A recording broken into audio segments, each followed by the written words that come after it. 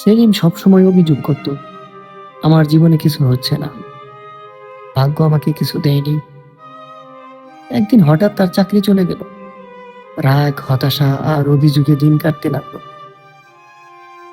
এক সকালে সে এক বৃদ্ধ আলেমের কাছে গিয়ে বলল, হুজুর, আল্লাহ আমাকে কিছুই দেননি।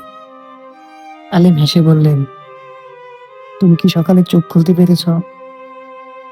সেলিম বলল, হ্যাঁ। হাত পা ঠিক আছে? আলহামদুলিল্লাহ আছে। আলেম সাহেব বললেন, তবে শোনো, আল্লাহ তোমাকে অনেক কিছু দিয়েছেন, তুমি শুধু হিসাব করনি। সেলিম চুপ হয়ে গেল। আলেম বললেন, যে মানুষ সব হারায় না সে বুঝতে পারে না সে কত কিছু পেয়েছে।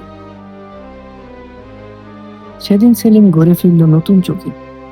সে বুঝল, জীবন মানে শুধু পাওয়া না, কৃতজ্ঞতা শেখাও জীবনের শিক্ষা।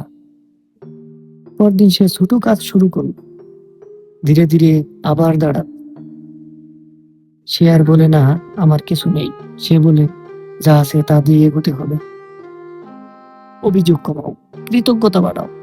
যা নেই তা নিয়ে দুঃখ নয়, যা আছে তা দিয়ে চেষ্টা করো। আল্লাহ দেন, আমরা শুধু দেরিতে বুঝি। জীবন কঠিন না, আমাদের দৃষ্টিটাই অনেক সময় ছোট হয়ে যায়।